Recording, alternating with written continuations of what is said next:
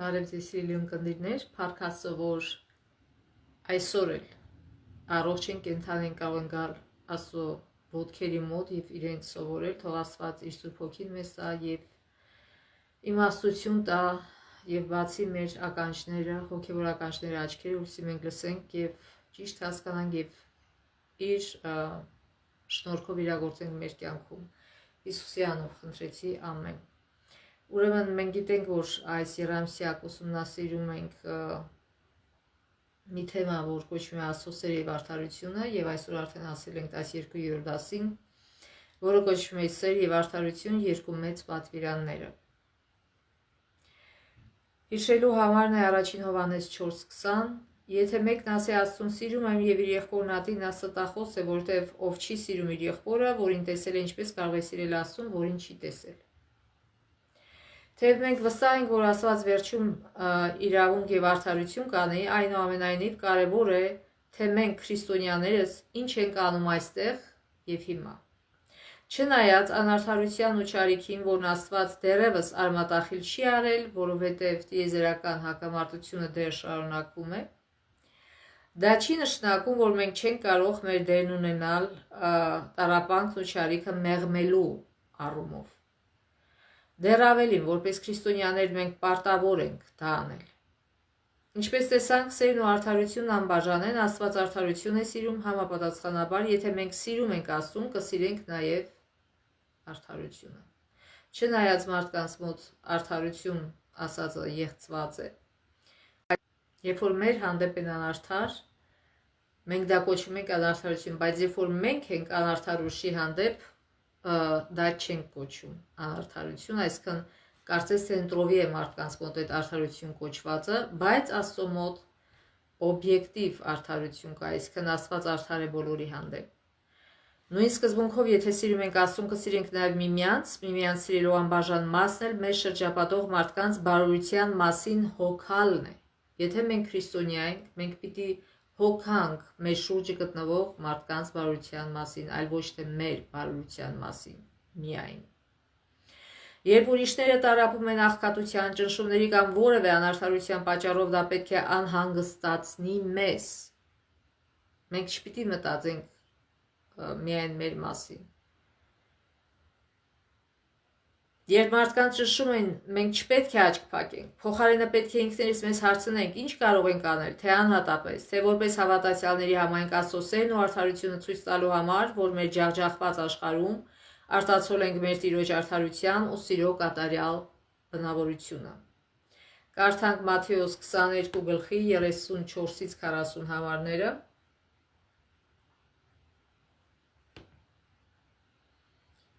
Երբ փարիսեցիները լսեցին, որ Հիսուսը պապանձեցրեց սադուկայցիները, իրար մոտ հավաքվեցին, եւ նրանցից մեկը, որ օրենսգետ էր, նրան փորձելու համար հարցրեց ու ասաց. «Վարդապետ, օրենքի մեջ ո՞րն է ամենամեծ պատվիրանը»։ Հիսուսը նրան ասաց. «Սիրիր քո Տեր Աստծուն քո ամբողջ սրտով, քո ամբողջ հոգով, քո ամբողջ մտքով»։ Սա է առաջին ու ամենամեծ պատվիրանը, եւ սա երկրորդ օրինաց 6:5-ից է բերում Հիսուսը։ Երկրորդը նման է սրան. «Սիրիր քո ընկերոջը, ինչպես ինքդ քեզ»։ Սա էլ է գրված 5 կտարկում Ղևտացից 19-18 եւ նաեւ գրված է Մատթեոս 5:43։ Այս երկու պատվիրաններից են կախված ամբողջ օրենքն ու մարգարեները, այսինքն ինչ է ուզում ասել Հիսուսը։ Տասնաբանյա օրենքը բաղկացած է այս երկուսից, առաջին 4 պատվիրանը դա սիրո մասին է Աստծո հանդեպ եւ 6 պատվիրանները, մնացած 6 պատվիրանները դա սերն է միմյանց հանդեպ։ Հիսուսի խոսքերի համաձայն, ուրեմն մենք լսեցինք, որ մենք պիտի Աստծուն սիրենք ամբողջ սրտով, հոգով, մտքով եւ մեր զգացմունքներին, չի նշանակում սիրով, եւ մեր զգացմունքներով եւ մեր մտքով, ամբողջ մեր էությամբ եւ ասում է սիրիր քո ընկերոջը, այսինքն քո մոտիկին, քո մերձավորին, ինչպես ինքդ քեզ։ Եվ այս նոր մեկնաբանում չէր օրենքի, որտեղ Հիսուս այնուհետև հորդորեց այս երկու պատվիրաններից են կախված ամբողջ օրենքն ու մարգարեները։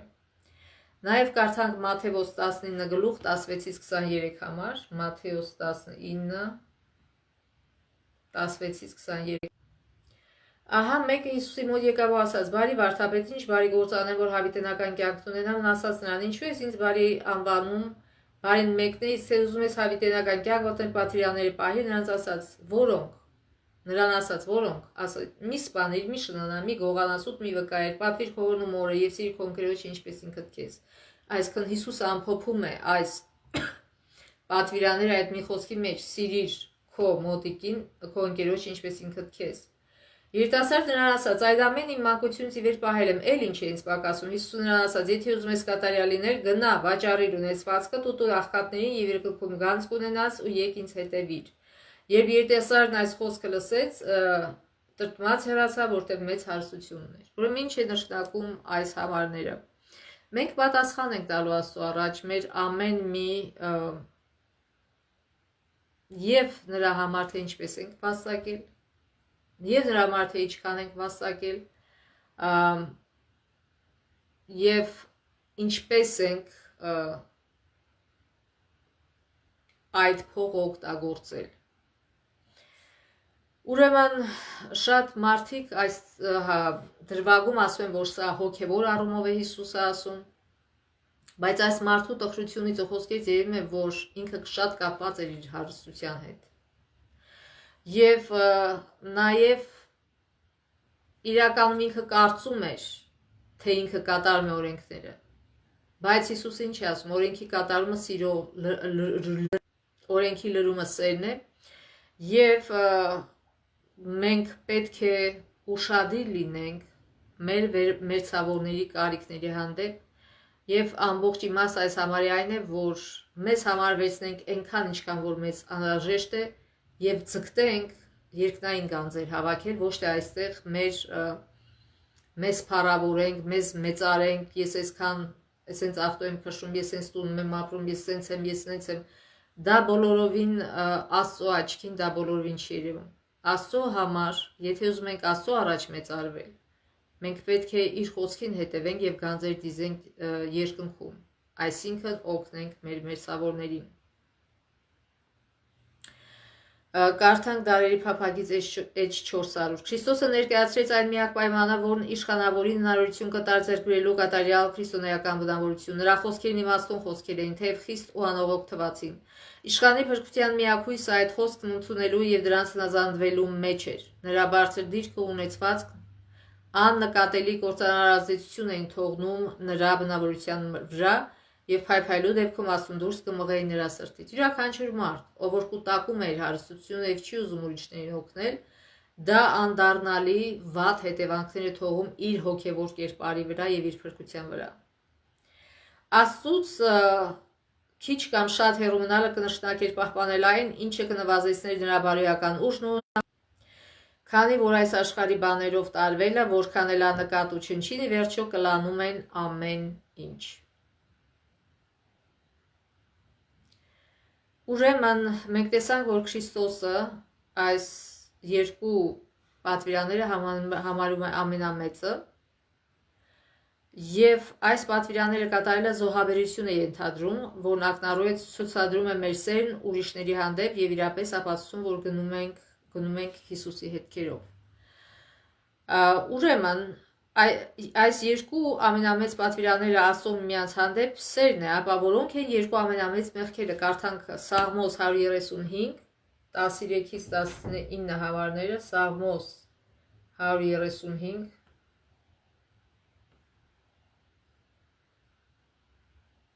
13-ից 19 համարները։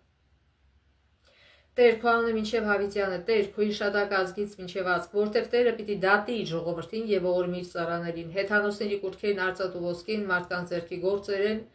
բերան ունեն չեն խոսում, աչքեր ունեն չեն տեսնում, ականջներ ունեն չեն լսում, բնավ շունչ չկա նրանց բերանում։ Նրանց նման են իրենց կերտողները եւ բոլոր նրանք, որ հույս են դրել նրանց վրա։ Եվ այստեղ ուրեմն ո՞րն է մեղքերը։ Կռապաշտությունը, որ սուտ աստվածներ է ստեղծում եւ պաշտում է, եւ դա առաջին 4 պատվիրանների խախտումն է, այսինքն Աստծո հանդեպ։ Եվ 5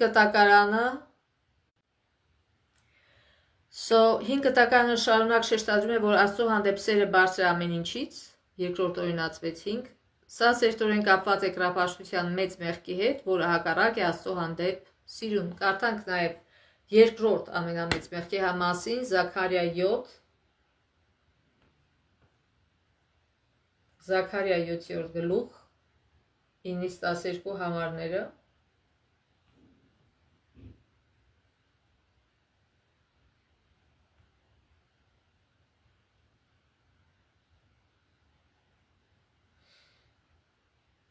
Զաքարիա 7,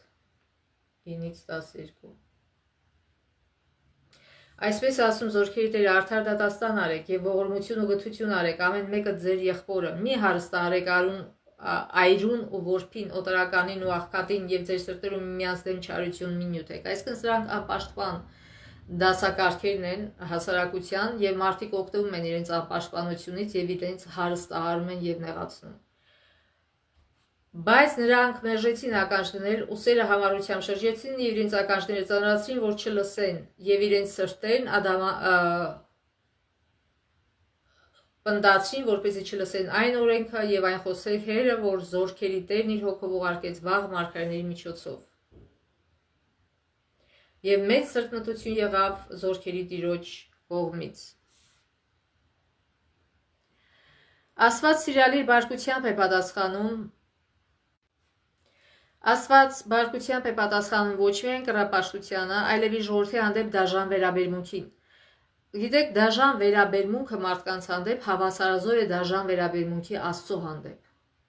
Աստված ասում է, եթե նեղացնում եք իրենց, ինձ եք նեղացնում։ Աստված բարկանում է անարդարության վրա, քանի որ Աստված սեր է։ Երկու մեծ մեղքերը, որոնց մասին խոսվում է ամբողջ 5 կտակարանում, երկու ամենամեծ պատվիրանները չկատարելն է։ Սիրել Աստծուն եւ միմյանց։ Այսինքն, երբ որ մենք կռապաշտ ենք, մենք չենք սիրում Աստծուն, երբ որ մենք անարգում ենք եւ ճնշում ենք իրար, նորից չենք սիրում իրար։ Երկու ամենամեծ մեղքը սիրելու անընդունակությունն է։ Ամփոփելով ասենք, որ անհնար է պահել պատվիրանները, քանի դեռ չենք սիրում Աստծուն եւ չենք սիրում միմյանց։ Ինչպես որ գրված է առաջին Հովհաննես 4:20-21-ում, եթե մեկն ասի Աստծուն սիրում եմ եւ իր եղբորը ատի, նա ստախոս է, որտեղ ով չի սիրում եղբորը, որին տեսել է, ինչպես կարող է սիրել Աստծուն, որին չի տեսել։ Եվ սրանից այս պատվիրան ունենք, թե ով Աստծուն սիրում է, իր եղբորն էլ պիտի սիրի։ Ուրեմն Սուրբ Գիրքը հայտարարում է, որ Աստված սիրում է արդարությունը եւ ատում է չարը։ Դա գրված է Սաղմոս 33:5, կարդանք Սաղմոս 33:5։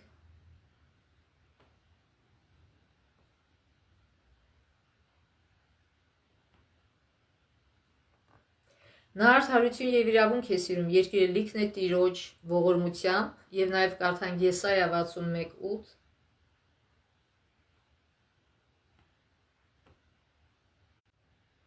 Արդարև ես Տերը սիրում եմ իրավունքը, այսինքն արդարությունը, ատում եմ հափշտակությունը եւ անօրենությունը, ես հավատարմորեն նրանց վարձը պիտի տամ եւ հավիտենական ուխտ պիտի կնքեմ նրանց հետ։ Այսինքն Աստված, երբ որ մարդիկ անում են հափշտակություն եւ անարդարություն եւ պատիժ չեն ստանում անմիջապես, իրենց թվում է, թե Աստված չի, այսինքն Աստծո համար մեկ է, իրենք ինչ են անում։ Կամ նույնիսկ ոմանք կարծում են, թե Աստված նույնիսկ իրենց կողմն է, որ իրենք դա անում են, որը ուղղակի հրեշավոր է։ Միշտ պատիժը ուշ է գալի, դրանից մարդիկ լկսվում են եւ շարունակում են անարդարություն անել եւ հափշտակություն անել եւ անպաշտպան խավերին նեղացնել։ Ուրեմն Աստված խորապես մտահոգված է տիրող անարդարությամբ, ինչն արդարացի վրդովմունք է առաջացնում այն բոլոր մարդկանց համար, ովքեր անարդարության զոհ են դարձել։ Արդարացի վրդովմունք։ Մարդիկ կարծում են, որ եթե մարդ քրիստոնյա է, չպիտի վրդովի, բայց կա արդարացի վրդովմունք։ Ամբողջ հին եւ նոր կտակարների մեջ Աստված հետևողականորեն հանդես է գալիս ի պաշտպանություն ճնշվածների եւ նեղյալների, միաժամանակ արդարացի բարկություն դրսևորելով նրանց հանդեպ, ովքեր ճնշում ու նվաստացնում են իրենց զոհերին։ Կարդանք Սաղմոս 82-ը։ Ուրեմն Սաղմոս 82-ը կարճ Սաղմոս է եւ այն գրված է անարդար թագավորների դեմ, Աստված կանում է Աստծո ժողովրդի մեջ, նա դատ է վարում աստվածների դեմ, մինչև երբ եք անիրավությամբ դատելու եւ ամբարիշտներին երես տալու, այսքան լկստացնելու։ Այսինքն ով է լկստացնում ամբարիշտներին, այդ կեղծ սուտ դատավորները։ Մինչև ուրեմն աղքատի եւ որբի իրավունքը պաշտպանեք, արդարացրեք խեղճին եւ աղքատին, փրկեցեք աղքատին եւ խեղճին, ազատեցեք նրանց ամբարիշտների ձեռքից։ Բայց չիմացան, միտք չարեցին, գնացին խավարի մեջ, սասանված են երկրի բոլոր սյուները։ Ես ասացի, դուք աստվածներ եք եւ բոլոր բարձրալի որդիներ, սակայն պիտի մեռնեք մարդկանց պես, պիտի ցած ընկնեք, ինչպես իշխաններից մեկը,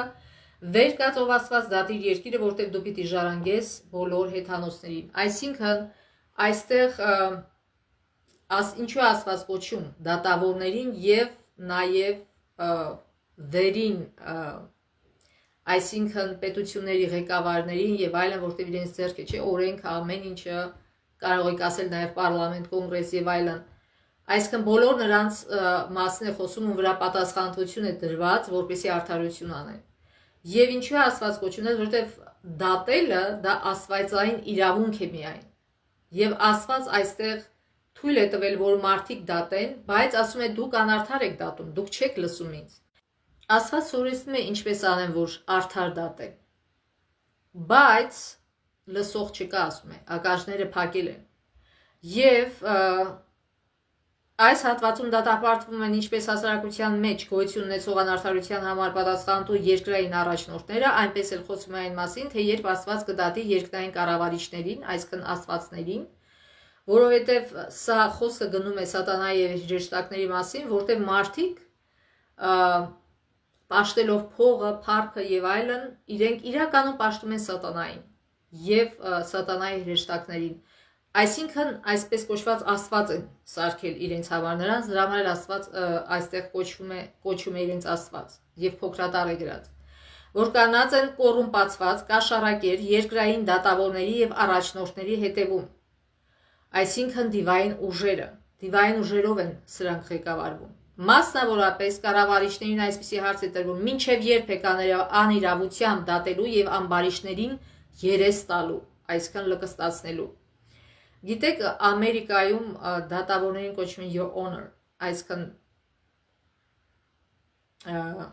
հայերեն ինչպես է ձերդ պատվելություն, ինչու են այդպես կոչում, որովհետև բարձրագույն իշխանությունը դատավորների ձեռքն է։ Դատավորը կարող է դատել անկախ իրենց պաշտոնից եւ այլնից, եւ նաեւ դատավորները համարվում են մեկնաբաններ օրենքի։ Այսինքն, եթե օրենքը հակաճառում է հիմնական օրենքին, սահմանադրությանը, եւ իրանք դա որոշ գործ վարելուց պարզվում է դա, եւ եթե դատավորը ճիշտ որոշում է կայացնում, այսինքն համաձայն սահմանադրության, ուրեմն օրենքի փոփոխություն է տեղի ունենում, որովհետև տվյալ օրենքը չէր համապատասխանում։ Այսինքն դատավորները ամենաբարձրագույն աստիճանի վրա են կանած եւ ամենամեծ պատասխանատվությունը նրանց վրա է դրված։ Եվ իհարկե նաեւ օրենսդիրները եւ իհարկե օրենքի կատարողները, գործադիր օրգանները։ Դրանից բացի նրանց հրահանգված է, ինչ է ասում Աստված Սաղմոս 82:3-4 աղքատի եւ որբի իրավունքը պաշտպանեք, արդարացրեք խեղճին եւ աղքատին, փրկեցեք աղքատին եւ խեղճին, ազատեցեք նրանց ամբարիշտների ձեռքից։ Այսինքն ոչ թե այդ մարդը փող է տալիս քեզ, կաշառում է եւ դու իր օգտին ես որոշում, իրեն արդարացնում ես, չնայած ինքն է մեղավորը եւ Աստված դա ատում է։ Այստեղ եւ այլ համարներում 5 կտակարանի մարգարեները արդարության կոչ են անում։ Սուրբ գրքում այս արդարության հարցը երկրորդական թեմա չէ, այն առանցքային է։ Առանցքային նշանակությունն է ամբողջ 5 կտակարանի մարգարեների ուղերձում եւ Հիսուսի խոսքերում, երբ նա երկրի վրա էր մարմնի մեջ։ Գաղտնիք չէ, թե ինչ է փափագում Աստված եւ պահանջում նրանցից, ովքեր հայտարարում են, թե սիրում եւ հնազանդվում են իրեն։ Միքիա 6:8 եւ նման այլ համարներում Աստված շատ հստակ է խոսում այդ մասին։ Քեզ հայտնել է ով մարդ, թե ինչն է բարի եւ Տերը ինչ է պահանջում քեզանից։ Միայն իրավունքը պահել, ողորմություն սիրել եւ խոնարհությամբ ընթանալ քո Աստծո հետ։ Իրավունքը պահել, այսինքն արդար լինել։ ողորմություն սիրել եւ խոնարհությամբ ընթանալ քո Աստծո հետ։ Այս միտքն է արձագանքում ողջ Սուրբ գրքում։ Օրինակ, Հիսուսին են պատկանում հետևյալ խոսքերը. Հովհաննես 13:35 Դրանով բոլորը կճանաչեն, որ դուք իմ աշակերտներն եք, եթե միմյանց նկատմամբ սեր ունենաք։ Սուրբ գրքի մարգարեներն անդադար շեշտադրում ու լուսաբանում են Աստծո կոչը հասարակության մեջ արդարություն հաստատելու վերաբերյալ։ Դա էր մարգարեների գործը։ Կրկին ու կրկին Սուրբ Գիրքը չի զլանում լուսաբանել անարդարության ու ճնշման հիմնախնդիրները։ Եվ իսկապես Աստծուն ուղղված դատաստան անելու կոչերն ինքնին Աստծո արդարության հաստատման կոչ են։ Օրինակ, Եսայա մարգարեն չի թաքցնում, որ այդ ժամանակ Իսրայելում անարդարություններ էին կատարվում, արդարություն հաստատելու նրա խոսքերն ու կոչերը այսօր էլ պետք է բարձրաձայն ու հստակ հնչեն մեր ականջներում, որտեղ նույնը կատարվում է այսօր։ Ինչ կոչ է անում Եսայան, Եսայա 1:10 Ուրեմն Եսայա 1:17 Սովորեք բարություն անել, իրավունքին հետամուտ եղեք, հանդիմանեք, հարստահարողին արդար դատ արեք որբին, պաշտպանեք որբևայրու դատը։ Ավելին, նա հայտարարում է. մարգարեների ձայնը դա Աստծո ձայնն էր։ Ավելին, նա հայտարարում է. վայ նրանց, ովքեր անիրավ հրամաններ են արձանագրում, այսինքն ստեղծում, եւ մեղադրում նրանց իմ ժողովրդի թշվառների իրավունքը հափշտակելու համար։ Եսայա 10:1-2 Այսինքն, այնպիսի օրենքներ են հանում, որ իրենք կարողանան լիովին շահագործել մարդկանց եւ անարդար լինել նրանց հանդեպ, եւ ապա օրենքի առաջ պատասխան չտալ։ Եվ ապա նախազգուշացնում է, ինչ եք անելու հատուցման օրը եւ այն աղետի ժամանակ, որը հեռվից գալիս է ձեզ վրա, ում մոտ եք վազելու օգնության համար եւ ուր եք թողնելու ձեր հարստությունը։ Եսայա 10:3 Որտեւ երբ որ Աստված այցելում է եւ պատժում է, ոչ մի հարստություն չի օգնում։ Աստված կաշառակեր դատավոր չի։ Կամ ինչով պիտի կաշառեք Աստծուն։ Այսինքն մարդիկ կարճ են մտածում, այսօրվա համար են մտածում եւ իրենց խիղճը ոտնահարելով, Աստծո օրենքը ոտնահարելով անարդարություն են անում։ Այդ նույն ձևով Երեմիա մարգարեն է հռչակում Աստծո լուրը։ Երեմիա 22:13-15-16 22:13-15-16 Վայ նրան, որ իր տուն անարդարությամբ է կառուցում եւ իր Վայ նրան, որ իր տուն անարդարությամբ է կառուցում եւ իր վերնատները անիրավությամբ, որ իր դրացուն ձրի է բանեցնում եւ նրա վարձը չի տալիս նրան։ Չէ՞ որ այսօր էլ է այդպես։ Մարդիկ խաբում են, մարդկանց աշխատացնում են եւ վարձը չեն տալիս։ Դա սարսափելի է։ Եվ մի րոպե չեն մտածում, բայց մարդը ոնց է ապրելու։ Իրանց փորը հաստատում են այսքան, իսկ այդ մարդու վարձը չեն տալիս։ Այսինքն չափից դուրս են վերցնում իրենց համար։ Անիրավ ձևով։ Չէ՞ որ քո հայրը կերավ եւ խմեց նաեւ իրավունք ու արդարություն արեց, այն ժամանակ նրա համար լավ եղավ, միթե սա չի ինձ ճանաչել, այսինքն քո հայրն էլ ուտում էր, խմում էր, սոված չէր, բայց արդարություն էր անում ուրիշներին, սովորական մարդկանց։ Ուրեմն կարդանք Մատթեոս 23:30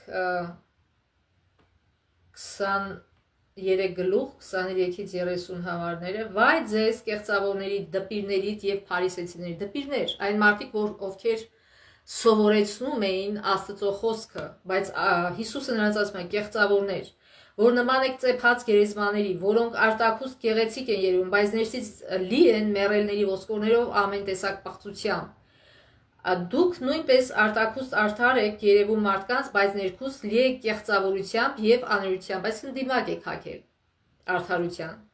Վայ ձեզ կեղծավորների, դպիրներիդ ու փարիսեցիներիդ, որ շինում եք մարգարեների գերեզմաններն ու արդարների շիրիմները զարդարում եւ ասում եք, եթե մենք մեր հայրերի ժամանակ լինեինք, նրանց հետ մարգարեների սպանության Ուրեմն ինքներդ ձեր մասին վկայում եք, որ որդիներն եք մարգարեներին սպանողների։ Այսինքն ովքեր որ այն ժամանակ մարգարեներին էին սպանում, նրանց այն պատճառով, որ մարգարեները Աստծո ձայն էին, ճշմարտություն էին ասում եւ իրենց դուր չէր գալիս, հիմա էլ դուք եք նույնը անում։ Անարդարության թեման առանցքային էր ոչ միայն 5 կտակարանի մարգարեների համար, մենք հստակ տեսնում ենք, որ այստեղ եւ Հիսուսի ծառայության ողջ ընթացքում դա չափազանց կարեւոր էր հենց իր Քրիստոսի համար։ Ինչպես նա ասաց, վայ ձեզ կեղծավորներիդ, դպիրներիդ ու փարիսեցիներիդ, որ անանուխի սամիթի ու չամանի տասանորդը տալիս եք, բայց չեք պահում օրենքի ամենից ծանրակշիռ կետերը, արդարությունը, ողորմություն ու հավատը, դրանք պետք էր կատարել, մյուսներն էլ պահել։ Ղուկասի ավետարանի զուգահեռ հատվածում Հիսուսը դժգոհում է այն բանից, որ Աստծո արդարությունն ու սերը զանց եք առնում։ Այսինքն դա չի նշանակում, որ մենք 10-անորդ չպիտի տանք կամ եկեղեցի չպիտի գնանք, բայց Աստված ասում է կեղծավոր մի եղեք,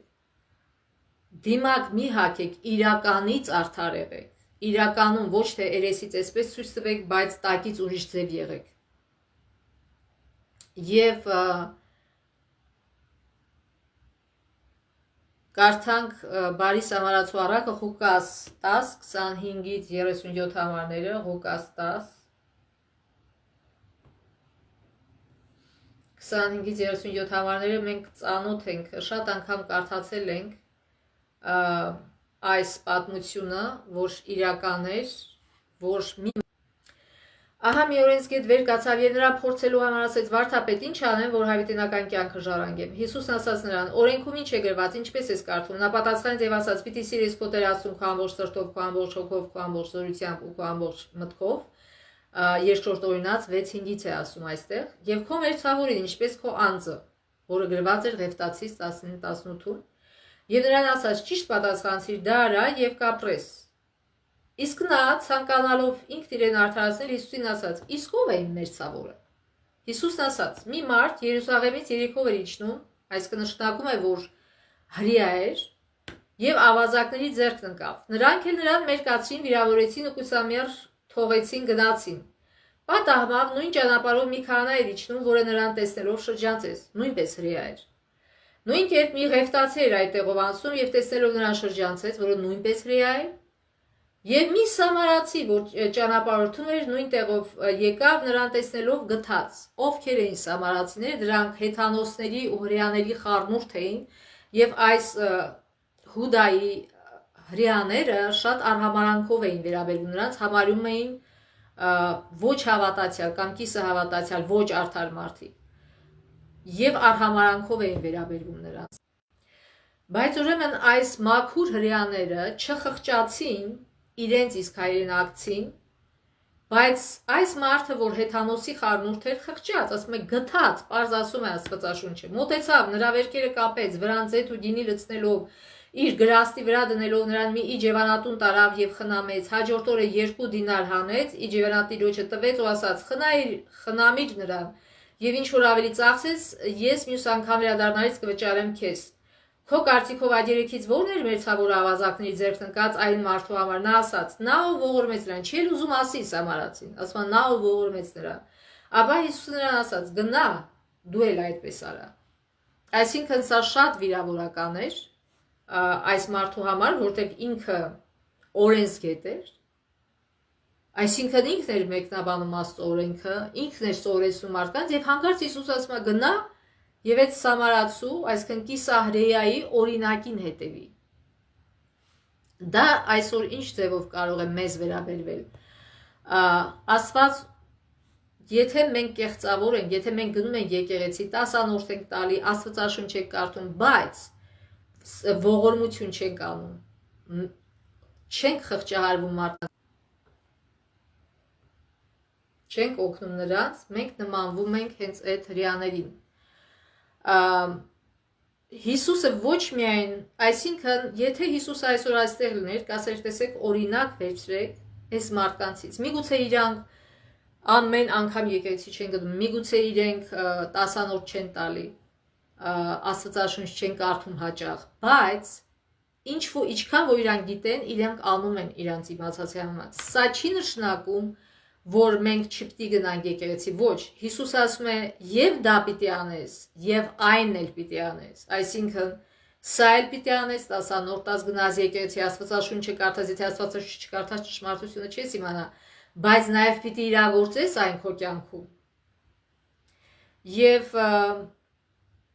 Հիսուսը ոչ միայն խոսեց արդարության մասին, այլ եկավ որպեսզի իրագործի այն։ Նա եղել է եւ կլինի մարգարեական կոչի ու արդարության փափագի իրականացումը։ Կարդանք Ղուկաս 4:16-ից 21 համարները։ Եկավ Նազարեթ, որտեղ մեծացել էր եւ իր սովորության համաձայն շաբաթ օրը ժողովրան մտավ ու ելավ ընթերցելու նրան Եսայի մարգարեի գիրքը տվեցին եւ երբ գիրքը բացեց, գտավ այնտեղ, որտեղ գրված էր։ Սա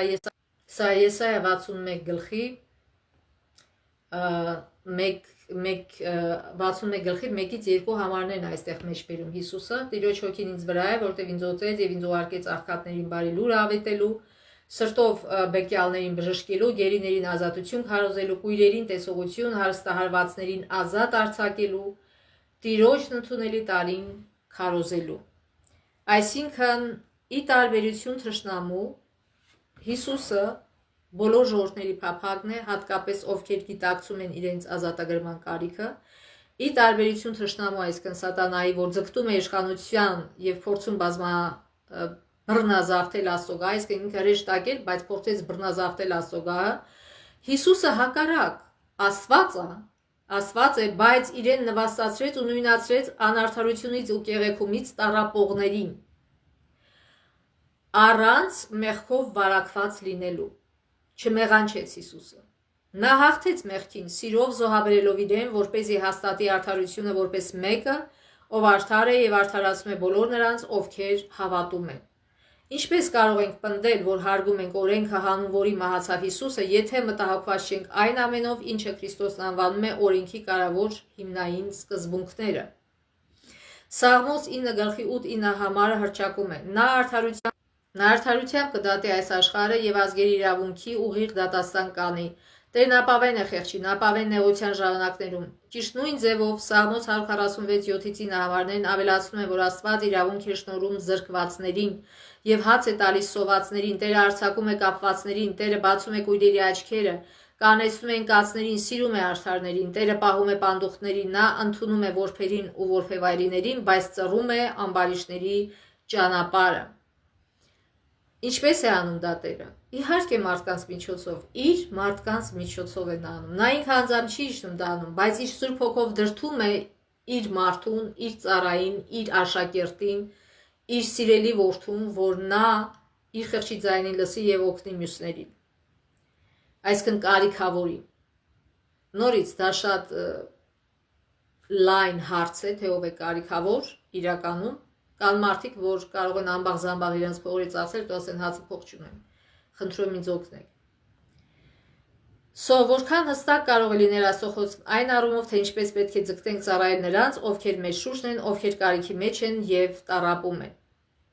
Վերջում կարդանք Դարերի փափագից, Էջ 205-211, լրտեսները չհամարձակվեցին Քրիստոսին պատասխանել բազմության ներկայությամբ, վախենալով դժվար կայության մեջ ընկնել։ Նրանք գիտեին, որ նա ճշմարտությունն էր ասել։ Նրանք կնախընտրեին մարդուն լքել դժբախտության մեջ, քան խախտել իրենց ավանույթները, մինչդեռ կազատեին անասունին, որպեսզի վնաս չկրեն։ Այսպիսով համր կենդանու նկատմամբ ավելի հոգատար էին, քան մարդու, որ ստեղծված էր Աստծո պատկերով։ Սա լուսաբանում է, թե ինչպես են գործում բոլոր կեղծ կրոնները։ Դրանք առաջանում են Աստծուց սեփական անձը վերդասելու ցանկությունից, ինչը հանգեցնում է նրան, որ մարդն անասունից վատթար վիճակում է հայտնվում։ Աստծո գերագույն իշխանության դեմ պայքարող ամեն մի կրոն զրկում է մարդուն այն փառքից, որ նա ուներ արարչագործության ժամանակ եւ որը շուտով կվերադարձվի Քրիստոսի միջոցով։ Ամեն մի կեղծ կրոն իր հետևորդներին սովորեցնում է անտարբեր լինել մարդկային կարիքների, տառապանքների ու իրավունքների նկատմամբ եւ նույնիսկ արհամարհել նրանց եւ վերևից նայել։ Ավետարանը չափազանց թանկ է գնահատում մարդկությանը, որի համար որպես փրկագին վճարվել է Քրիստոսի արյունը, եւ սովորեցնում է սրտագին կարեկցել մարդուն իր կարիքների ու վշտերի մեջ։ Տերն ասում է. Ես մարդուն ավելի հազվագյուտ պիտի դարձնեմ, քան մաքուր ոսկին, եւ մարդ արարածին ավելի հազվագյուտ, քան օփիրի ոսկին, այսինքն ավելի թանկագին։ Եսայա 13:12։ Երբ Հիսուսը դարձավ փարիսեցիներին հարցնելով, թե ինչն է օրինավոր անել շաբաթ օրը, բարիքը թե չարիքը, կյանք փրկելը թե սպանելը, նա բացահայտեց նրանց չար մտադրությունները։ Նրանք անողոք ատելությամբ հալածում էին նրան, մինչդեռ նա փրկելով մարդկանց ավելի լավ էր սպանել շաբաթ օրը, ինչպես նրանք էին մտադիր անել, թե բուժել դժբախտներին, ինչպես ինքն էր անում, այսինքն Հիսուսը։ Միթե ավելի օրինավոր էր Աստծո Սուրբ Օրը սպանություն ծրագրել, քան սիրով լցվել բոլոր մարդկանց նկատմամբ եւ դրսեւորել այն բարեգործական արարքներում։ Էջ 200-210։ Փառք Աստծո, շնորհակալ ենք Աստծուց այս հիասքանչ դասերի համար։ Թող Աստված օրհնի, որ դրանք գրվեն մեր սրտի տախտակների վրա, մեր մտքերում, մեր սրտերում եւ իրագործվեն Հիսուսի շնորհքով մեր կյանքում։ մենք ինքներս երբեք չենք կարող դա անել։ Եթե մենք փորձում ենք դա անել մեր ուժերով, կեղծավորություն է դուրս գալիս։ Այստեղ լավություն կանենք, մյուս օրը վատություն կլինի։ Այսինքն Աստծո ողորմությամբ թող Աստված մեզ այնպիսի իմաստություն տա եւ իր շնորհքը թափի մեր վրա, որպեսզի մենք իր սիրով ինչ որ անում ենք, ինչ որ օգնում ենք մարդկանց, իր սիրով անենք, անկեղծ սրտով, կեղծավոր չլինենք եւ ձգտելով եկեղեցի գնալ, Աստվածաշունչը կարդալ, դասանուղ տալ եւ այդ բոլոր անհրաժեշտ բաները, դա զրո կլինի, եթե մենք նաեւ չսիրենք մեր մեծավորներին, ինչպես մեզ ենք սիրում։ Եվ իրականում եթե մենք չենք անում, դա նշանակում է, որ եթե մենք չենք սիրում մեր մեծավորին, Աստված դա վերցնում է որպես նշան,